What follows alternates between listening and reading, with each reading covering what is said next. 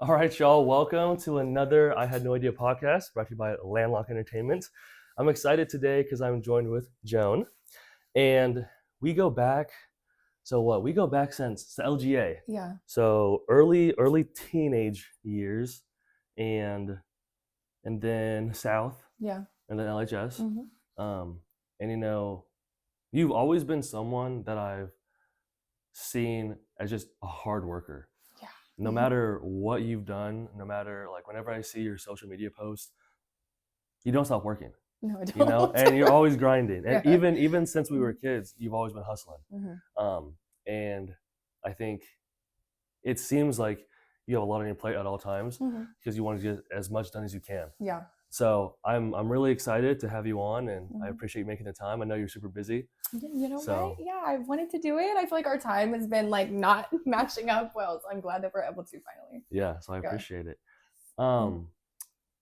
Just hopping right into it, is there, this podcast is really just a lot about like mental health, Mm-hmm. loss, trauma, addiction, death. Mm-hmm. With for myself, December and January are like some of the two hardest times because of certain losses. Yeah. Has loss played a role in your life? And that could be either with death or relationships or friendships. And how has that, like, what have you learned from that? Whew, that is a great question, honestly. I've lost a lot of very close people to me to death and then relationships. I think that, so I've lost a parent and then I've lost like a best friend. And so specifically, like the closest person to me that I've lost was my dad. Okay. And I was 20 at the time. Oh, wow. And so it was very like out of nowhere too. So he passed away from cancer. I didn't know he had cancer. And I think that took like a very big toll on me, but for the better. Because whenever it first happened, I think it like didn't hit me for a little bit. You go through like that state of like being in shock. And then I had to be the one to tell like my sisters and my mom when it happened. He was incarcerated at the time. Oh. And so they reached out to my aunt, and then my aunt called me. And so it was like tough because I had to like stay composed until I told them, and then like they kind of lost it, so I felt obligated to like keep myself together for the most part. And I think that when you lose somebody that close to you, specifically a sibling, a best friend, a parent, or anybody that you just have that kind of like bond with, it's like for a little while you feel like you lose yourself and you don't know what to do. It just feels weird, like you're just like existing. But I feel like a lot of people go about it differently. So me personally, like whenever it happened, I feel like it didn't last long. So I was already working in the dental field at the time, and I started going out more with like friends and drinking. And so there was this one time that I just like I drank too much, and I just like sat with myself, and I was like, yeah, I'm not about to have this be how I'm handling this. And it didn't last long. It was like maybe a week or two where I did that. And I ended up just like packing up all of my stuff and moving back home to St. Louis for a little while. Okay. So I could mentally like reset and handle the things I needed to handle, like with his funeral and stuff. And was he still in St. Louis? So technically, yeah, but whenever he got incarcerated, he was in federal prison. So they sent him to, when he passed away, he was in Arkansas. Oh, so, okay. Thank you. Sorry, I was confused. No, you're good. But yeah. So, I mean, I think that it pushed me to focus more on myself because I realized, like life is a lot shorter than we think. You never know when things are going to happen. And so it's like, I want to make sure that I live myself, like my life with full potential, like whatever I can do, I want to get it done. And so I don't want, I didn't have much of an easy upbringing. So I just like, whenever I have future generations, when I have children and stuff, I don't want them to have to deal with any of the things I dealt with. Yeah. So I think it kind of like snapped me into reality a lot. But wow, that's amazing. Thank you for sharing. Also, I'm sorry to hear about that. And I'm here for you if you ever need someone.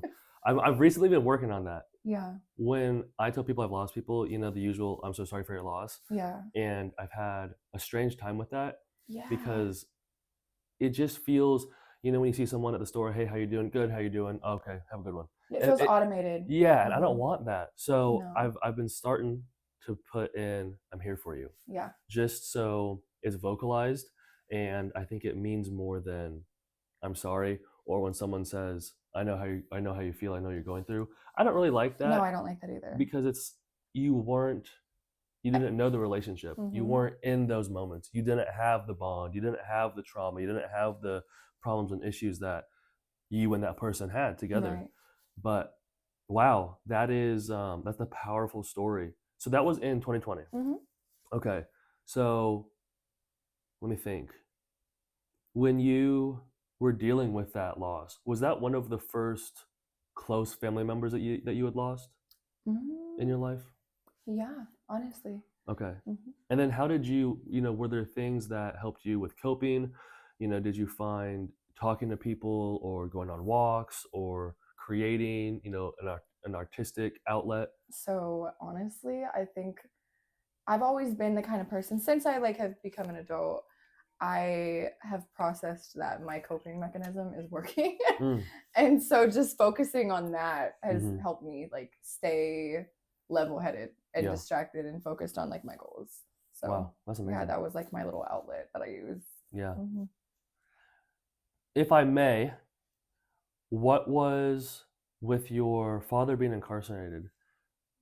Were you still able to, talk to him on the phone? Were you able ever to visit? What was that kind of like? So, when he first was incarcerated, yes. I had visited him twice, but it's so weird. The last time I was able to see him in person, I just got this weird feeling when we were leaving. And I told my mom, I was like, I feel like that's gonna be the last time I'm gonna see him. Oh my goodness. Wow. And it was so weird. And it was at least a year prior to when it happened.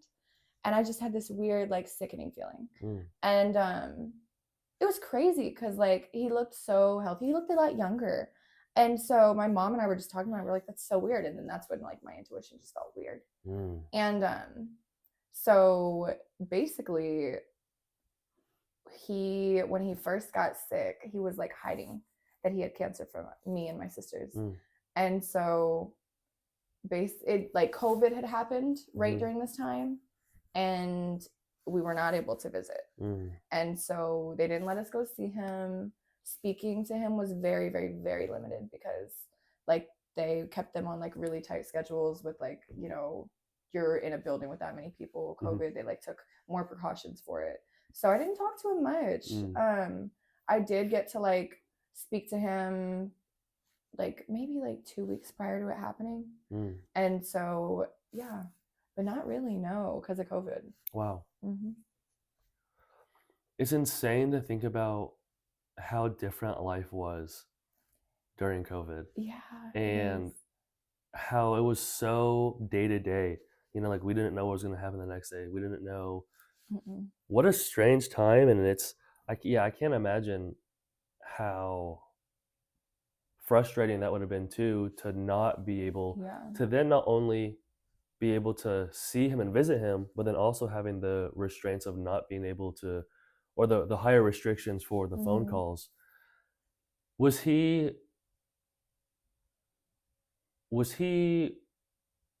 did you grow up with him? Yeah. Okay. And then so you moved to Kansas when you were what, going into South? No. So I went to Southwest for a year prior to that. Okay. So I was 12, 13. And I went to Southwest first for a year. And so that's when I moved here from St. Louis. Okay. And how was that move? Did you enjoy growing up in Missouri and then in St. Louis, and then did you enjoy coming to, Lawrence for the first time, and was the transition kind of difficult?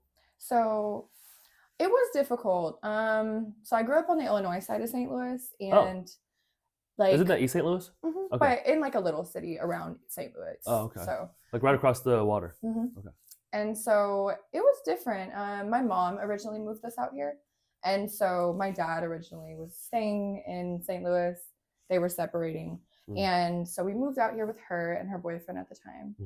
And yeah, we were not happy about it at all. So it was really tough, honestly. Yeah, leaving all your friends. Yeah, and then on top of that, like transitioning into junior high and stuff like that, I do think when I moved to Lawrence, I had noticed that everybody, it's such a small town whenever it comes to like people that grew up there. Yeah. So everyone really knows each other. Yeah, facts. And so when you're new, in my experience, I had a better experience at South, but at Southwest, it was not fun for me. As you should, Southside or die. Yeah. And so I feel like everyone was very close in Lawrence. And so when you were new, you were like outsider and they just were like, no. And so it made it a little bit harder. But I think the transition, excuse me. I don't know. I didn't like it. Yeah. No, I didn't. But I met some really good people once I started going to South and then LHS.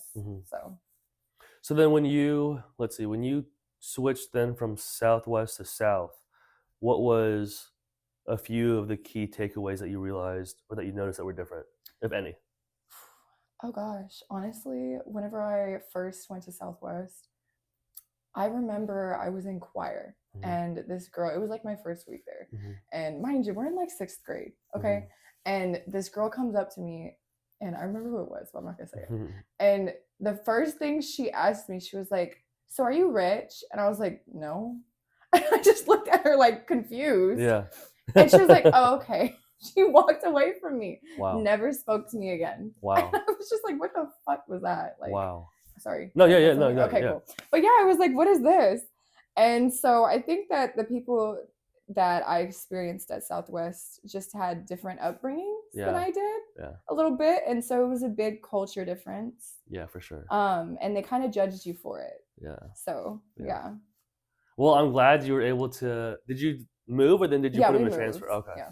Cool. Yeah. I have so much love for South and for LHS, as you know. Very happy to be a Chesty Lion. What was high school like for you? I know because we knew each other because of LGA. You know, we'd say hi, but we never, you know, hung out outside of school or really anything. So I only really know you from just what I've seen, you know, you post and stuff. So what was high school like for you? Honestly, I think that when I got to LHS, I mean, I had like a pretty established friend group at that point that I had made from junior high and stuff. Ironically, they went to a different school, most of them. And so we all were very close. I'm still best friends with one of them today. Nice. And so I think that high school was very rough for me, honestly. I think that whenever you have things going on at home in your life, like when you're a teenager, everything feels very personal. Everything feels like your emotions are crazy. And so it's like, if you're trying to focus on school and stuff like that, like for me personally, like it was hard for me to be fully submerged and like focus on that at the time because I just had a lot going on in my home life. And so I think it distracted me. And it affected my daily routine, my schedule, the way I felt every day. And so I think it made it harder than it should have been. But did we ride the same bus? No? Okay. I didn't ride a bus, I don't think. No, I didn't ride a bus. Oh, okay. Yeah. No, maybe I'm tripping. No, we did choir. Yeah, we did choir. I remember that. I remember the play that we did. That was in junior high though, right? Oh my goodness. Yeah. Was it the beauty pageant one, or was it the one where James and I was a mermaid? Oh, the pirates one. Yes, yeah. What was it? Peter Pan. Peter Pan. Yes. Yeah. I literally think about that. I thought about that really recently because I remember they had us doing like eyeliner. Yeah. And James and I would just poke each other in the eye every time we did it. It was horrible. Oh no. Yeah, I really didn't like that part. Yeah, I was very uncomfortable with my outfit. Yeah. I was not. Yeah, because weren't you kind of just like laying there the whole time? We just sat there the whole time in like mermaid outfits, like full on mermaid outfits. And so it was like, we didn't really speak. I think I had like 2 words the whole play. I think I had 3 lines. Yeah. And I think I loved it though. They were back to back to back, yeah. You know? So then other than that, I think I was just sitting there. Yeah. Wow. That's crazy. Dang.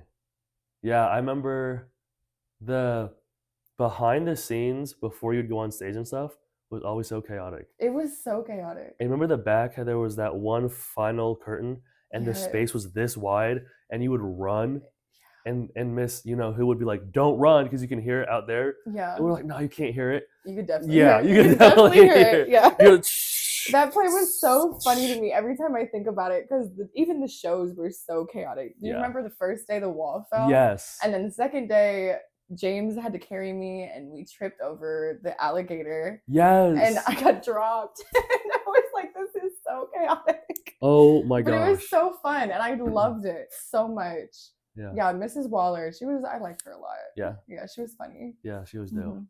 Yeah, those were some of the talk about weirdest but most memorable times. Because I remember in the moment, I mean, I'm not going to talk about too much, but behind the scenes, there's stuff that should not have been going on. Yeah, that was going 100%. on. And I'll tell you some of the stories off camera, but some of them are thinking back, there should have been supervision back there. There definitely should have. Yeah. And low key, our outfits, the mermaids' outfits, so out of pocket. Wasn't it just seashells or something? We literally had seashell tops, straight bra, and then just straight mermaid tail. Yeah, and then so it was straight low-key stomach, really inappropriate. Yeah. Yeah. Wow. Yeah. Mm-hmm. Okay, moving out of South and LHS, in more of your adult life, has there been scenarios or situations that you felt uncomfortable or uneasy or not sure if you were going to get out of those situations, and then what kind of helped you get out of those situations? And then kind of lost my train of thought. I guess things that were uneasy. Yeah. Can you just share a time in your adult life that's been hard that you've been able to overcome? I think it could be anything. Okay. How extreme do you want to go? Whatever you're comfortable sharing. Yeah, whatever you're comfortable sharing. Well, when I was 18, you can keep talking. Sorry, I'm gonna reposition. No, you're good. Yeah. When I was 18, I got put through human trafficking. Oh my goodness. And I thought that I was never going to get away from there, for sure. Yeah. And so that was a very tough time for me. That was probably the hardest time of my life. Yeah. Yeah. I want to say I'm sorry at first, but I don't want to sound like a cop-out. This is a moment that I was telling you that I might be speechless or that I might not know what to say. So okay. I'm going to try and compose myself.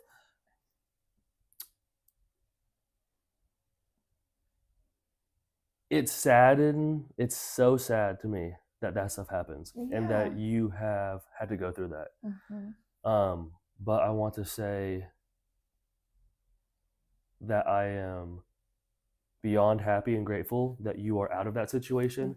I don't know how much you want to expand on that or not, which is totally up to you, but thank goodness that you're out, because I'm not extremely well versed, but I know some people don't really get out. No, it's not as common that people get out, depending on the situation, because there's different ways that they do it. So, and I do want to say too that the stereotype is kind of get picked up by a white van and then get so far from it. Yeah, we could talk about that.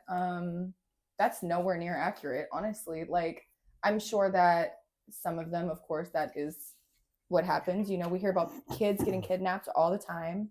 I think that would be more so common with children. When it comes to being a adult or a woman, a teenager, therefore, it's not like that, especially whenever we're in the days that we have now.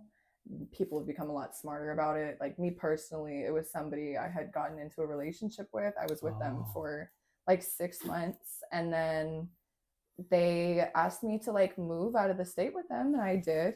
And as soon as I moved out of the state with them, they were like, "Ha, psych, tricked you," and took all of my stuff, had complete control over me, basically threatened to kill me if I had did anything to get out of it. And so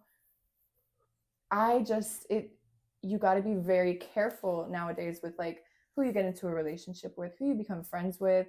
You know, there's just a lot of things that go into that, you know, like it's not the stereotypical, oh, you got snatched by somebody in a white van or somebody from a different country, you know, and a lot of people think that it is. It's not always children, you know, they do this to grown women.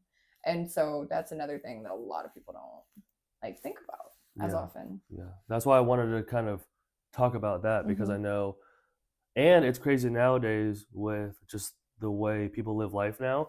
It almost feels like there's a bigger window of, oh wait, no, that would never happen, or that would have happened in today.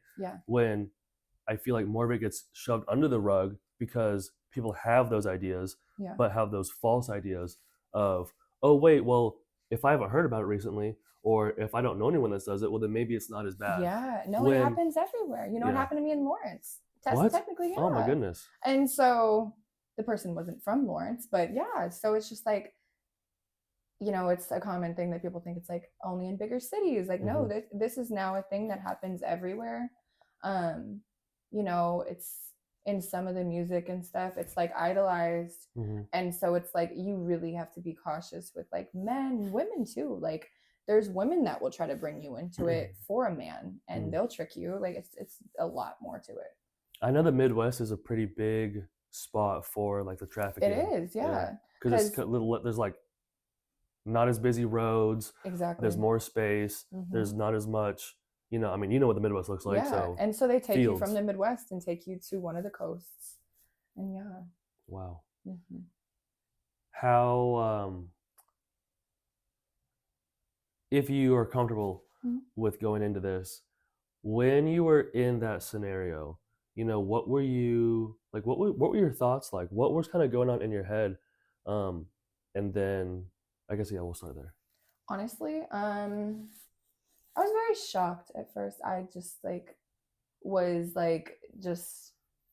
I didn't know what to think, because like this is somebody at that point I had been like in love with, and I just like, it was a complete like, I was confused. I didn't know what to do. Like I wanted to get away from him, but he had things over me, so I just like couldn't. And so it got to a point that like I would talk to my family, and they would like, he would have me talk to them like, everything's normal, everything's fine. And my mom started noticing pretty early. She had said something to me about it, but she was like drunk, so she didn't. I was like, she's not really realizing it, so I just let it be. But I didn't think I was gonna get out of it. Honestly, I didn't know how I was going to. May I ask, how long were you in that situation? Like a year and a half, 2 years almost. And was it, from the outside in, did it look like it was just a relationship? Okay. Yeah, very much so. Until it like, so I got out because he ended up getting arrested on drug charges. Excuse me. And like I was with him when he got arrested. I tried to like take the charges so I could just get away from the situation. Oh wow. And because at that time I had nothing on my record. I'm like, oh, like I'm not gonna do any time really like that. And so that wasn't accurate. I definitely would have did a lot of time. And so he ended up not letting me take the charges, and he took them. And so that's the only reason I got out. Whoa. But so I don't know how I would have later. Did you, when they, you know, booked him, were you telling, you know, the cops like, hey, this has been like going on, or did you not even bring it up? I never actually reported it ever. No. Like still to this day, I've never reported it. But, really? Okay. And then did you, you know, go back to your family and say, hey, this has been happening for the past year and a half? Or when my mom, so my dad was already incarcerated at this time. And when they found out, like my mom, when I called, she processed it, because like the charges that I had been booked with, it was like it wasn't like marijuana charges. Like it could have matched up. It was like a large amount of like cocaine. And so she's like, okay, my 19-year-old daughter this doesn't make sense. The guy I was dating at the time was a lot older. He was 28, 29. Oh wow. And so she knew better, basically. She's like, she's not capable of this. And so then I just remember she had made a post on Facebook, And this is the first day that I realized that she actually knew. And I was so confused as to why she didn't actually like say anything to me about it. But she had posted and she said that I was being held against my will and being forced to do that. And I was like, I remember when I got out of jail and I seen the post, I was like very embarrassed. I was like upset with her about posting it because I think a year and a half ago was when I actually started being open to talking about it at all. And so my family, they didn't know details until then, really. And a year and a half ago from today. Oh, okay. Like they knew it happened, but I didn't ever explain details. No. And so it just threw me off that she even like caught on to it, because I was like, how did you not talk to me about it? But yeah, they definitely knew at that point. They processed it. But yeah. May I ask what how the relationship started? You know, were you intrigued, or were you know, what characteristics, I guess, about this guy were you attracted to? Honestly, that's the craziest part. So that goes into like what I had told you earlier. I started dancing at a very young age. I moved out whenever I was like 15, 16 and have been living on my own since then. Oh, wow. So I've always like kind of taken care of myself since then. So I just was put in positions where I needed to get a job, and I didn't have an ID and I didn't have like my social or anything. And so the only thing that I could think about doing was dancing. I had a friend who was a dancer at the time. And so I started dancing. And like I met him like 2 months into me being a dancer. And he had came into the club. So that's the first red flag. You shouldn't date men you meet in a strip club or a nightclub, really, most of the time. I was going to say. But, you know, I was so young at the time, and I had gotten out of my long-term relationship. I got engaged like right before this happened. And you got engaged when you were a teenager? I did. When you were 16? Whoa. Yeah, I was with the same person for a couple of years. Was the person that was you were engaged with also the same age as you? Oh. Okay. No. Okay. He was not. Okay. Yeah. But when you're younger, you don't think that's an issue as much as I do now as a grown woman. I look back and I'm like, that's kind of weird. But was it another big age? It was like 4 years. So yeah, it was a decent age difference. I mean, I had moved out, and I think that like the way that I carried myself was older, but that's still weird to me. 20? He was 20? No, it's 4 years age difference. You were 16, he was 20. Yes. So he was 21 actually, 5 years. Yeah. Yeah. Wow. Very, very strange. Okay, sorry. So yeah, red flag. He was in. So the person that I had just gotten out of that relationship, and that was it was an abusive relationship, and so I think that him and I had lived together at that time, and I was just trying to get out of that, really, and so I started dancing, and so I met this guy, and I wasn't thinking anything of it. He had came into the club I was working at, and I had this rule that I didn't, and I still have this rule. You don't approach men you find attractive, and when you're doing that kind of work. Yeah, it's just could cause you issues financially, like whenever it comes to like what you're there for. And so he ended up approaching me, and you know, he like paid me to sit there with him for like the rest of the day, and just to talk. And so that's when I was like, okay, great. I have no choice but to sit here with this man and talk to him. And he was in the military prior. He was really funny. Like he got me to talk about things that I felt like I shouldn't have been that open to speaking to him about. So just like about my past relationship, and then like about my family, like my upbringing. He got me talking about myself, and we grew up very similarly. And so I feel like we kind of trauma bonded, and in a vulnerable time that you were at. Very much so. And so I fell into it really easily after that. He like kept coming to see me, and then I agreed to go on a date with him, and after that we were literally together every day. And so yeah, he seemed like a good man. I mean, he had a real job. He was in the military prior. I didn't know he was into any of that, and I would have never guessed that, honestly. He was really nerdy. Like, it threw me off. I was definitely manipulated. So wow. Is that kind of stuff, the trafficking, is it I don't want to say, I don't want to use the word easy, but is it, you had no idea from talking to him? No. Because another thing, people probably think it's an older guy, maybe overweight, maybe has a beer belly. Not even close. You know what I mean? Yeah. No, he was a very attractive man. Had his life together, We were together for 6 months before I moved to California with him. I met his whole family. He met mine. Like, it seemed like a normal relationship until I got out there. Did his family know that he was doing this stuff? No, they just found out, like, recently, somewhat, like, in the last, like, 2 years. And was it, okay, I think I can word it this way. Was it, his sister knew, though. His dad and his mom didn't know. Did it seem easy to him to be able to hide that he was doing this stuff? Yeah. Okay. 100%. So he had, I think he was very careless about it. He he hid it from his family pretty well because he wasn't super around them much except for his siblings, and they knew. And I guess different states, right? Mm-hmm. Okay. And so eventually he just got careless when he realized that he like had full control. Then he just didn't care. He was very reckless with it. So. Wow.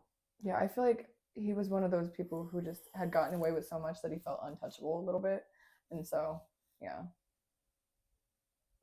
the military thing. A lot of times people, it does a lot to you. He had like this thing called TBI, and it's like a brain injury, and so it can cause you to have a lot go on wrong with you. Dang. After that. So I think that played a big part in just his mental, honestly. Yeah. It's sad because I hear a lot of stories about young men coming back from the military and just being completely like rewired and chaotic, or and very, they lose themselves. Yeah, and they like lose their spark. And they have to try and find it, and then they try refine it in negative ways. Yeah. And then they go down bound paths, and then it makes people that go to the military have a bad kind of rap for them because they're like, oh, well, I know 3 guys that were in the military, but they all went crazy, or they all have, PTSD really bad. Yeah. So I feel like there should be definitely I know, well, I don't know because I'm so unknowledgeable about all of it, but I wish there was more things in play to take care and check in on people after. I know the what's it called, like not the V farm, the vet, the VA. Yeah, the VA.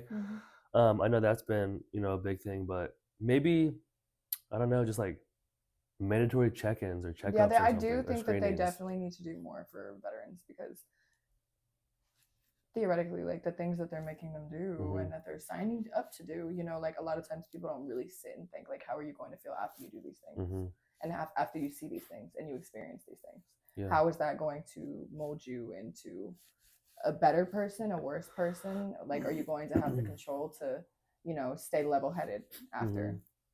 Yeah, and also because like a lot of them will go in when they're 18, and then if they're doing 4 years, they get out 20, 21, 22, or if they do an 8-year or career even, they get out before they're 50. Yeah. But even those first, when our brain's still developing, now that I'm 25 and I don't feel like my brain's ever done developing. I feel like I'm really slow loading, but holy crap, I'm so grateful I didn't do drinking or smoking when I was younger, because of how much it stunts you and can kind of hinder your growth. Yeah.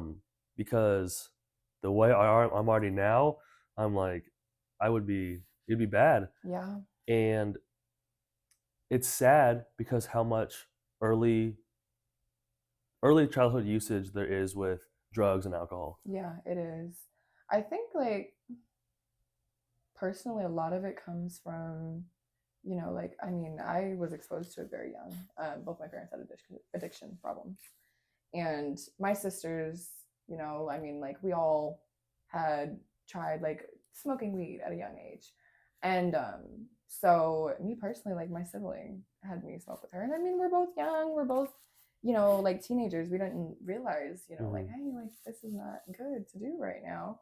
And so when I look back at it now, and it's like, you know, I have friends that have kids now, like most of them do, and it's like I just think like I have friends that have older kids because a lot of my friends are older than me, and I'm like, I couldn't imagine somebody that was the age that I was smoking. It's just like they're such a child to me, and it's scary to think about for sure. Yeah. It's a weird time being like in your mid-20s. It is. Because I remember in my early 20s, I still kind of felt like a kid. I still felt very kind of youthful and young. And obviously mid-20s is still very young, but it's the first time where I'm not thinking like I have thought before. Yeah. I have these older thoughts. I have these more mature thoughts. It's wild. It is crazy. Like they say that like our frontal lobe, like women and men's frontal lobe, I think women it happens at like 25 and men it happens like once you're like at like 30 it's fully developed. Don't quote me on that. I don't know the time. But I know for women it's 25 and like I just have noticed like I'm about to be 25. Yeah. And so I'm processing like some of the things like when my, you know, Snapchat they show you memories. Yeah. I do not like that because I see things and I'm like, oh my gosh, I cannot believe that is the same person. It's wild. Yeah. You know, like you start thinking like the older thoughts and it's like, dang, like these older people weren't as crazy as we thought they were at all. They're just like, it's weird to think that parents, relatives, older friends, teachers have gone through what we go through just without social media. Yeah. But I mean, even you go back in the history books even farther, and people were still thinking the same thing. People were still trying to keep up with the Joneses. People were still worried about their appearance. People still wanted the nicest cars or the nicest house or the nicest village to try and show their worth. Yeah. Has there, if you're open to it, and if you've ever had an addiction, how has that been for you, and what's been things that have helped you overcome an addiction? So addiction wise, so I've never had like a substance problem. But I would say I had developed like a anxiety like tick whenever I was in the trafficking thing. And it was like I would sit there and I'd twist my hair and I would like pull it out and I wouldn't realize I pulled it out. Oh. And so I had lost all my hair when I went through all that. And it grew back, of course. But yeah, that I think that was like kind of an addictive thing. Because it's like I had noticed like it was like an addictive like thing where I couldn't stop. And I had to literally like still to this day, like I've had to rewire myself to like recognize things that make me want to do that. And like things that cause that, like I had to sit and like, you know, like I started like journaling, like what is the things that I'm thinking about that make me want to do that, or like that, because it would be like I wouldn't even notice I'm doing it. But when I started going to therapy, like they had told me I needed to do that. And I think that goes hand in hand with, because I grew up with two people that suffered from addiction severely. And I think that if people were more aware of how helpful therapy is and recognizing like, you know, the things that are causing you to do these things or feel like you need to, like, and eliminating it a little bit more or just trying to do something else to distract yourself, you know, I think a lot less problems would be happening with it. But it's so hard to do that. Yeah. Like you have to really, really force yourself. Yeah. I think I have a very addictive personality and I've been addicted to a lot of things, specifically like materialistic things. I never really had a problem with drugs or alcohol or anything, but working is kind of one. Yeah, I think I might have that too, for sure. And I almost also feel like that's kind of thrown under the rug of, oh, they're a workaholic, or, you know, the term isn't taken as serious as I think it should be. No, it's not. In being now my own boss and having, you know, different businesses, it's hard too because you're so passionate and you're the one in control. You know, you're the captain, you're the one in command. So it's a weird mix of I have to make it work, I have to work, and then okay, when do I give myself time not to work? Or when do I give myself moments where I can relax or I can not think about work? And that's been something that's been challenging because in the summer, I went full time and working for myself. And it's been one of the best things I've ever done. Yeah. But it's also been one of the most challenging things. 100%. Just because of how much my brain never turns off already. But adding, hey, bro, if you don't sell some stuff, we're not eating. Yeah. If you don't sell some things and make some money, that bill coming up next week, do you really want to have to pull money? You really have to use another credit, you know what I mean? So that's from personally, you know, that's something that I've really been working on this year specifically. But Joan, this has been so insightful. And I think so many of your stories that you've shared tonight are going to be so impactful to others. So thank you for sharing and being open and honest. You are always invited to do more. I know there's probably a lot more that you could share and a lot more stories. So you're always welcome back. I know this one took a while for us to finally get, but no, it's okay. Long time coming. It was worth it. That's going to do it for this podcast. I had no idea. Sponsored or presented by Landlock Entertainment. Do you have anything you want to shout out or any last remarks or any? No, if you watch this, thank you for watching. You know, I appreciate you for having me. It's always good to see you. So, yeah. I appreciate it. Well, thank you. All right, y'all. As always, if you guys have any questions or comments or concerns, you can leave them in the comments below. But that's going to do it. That's going to be a wrap. And kind of just because. And I'll see you on the next one. Yeah. Hell yeah.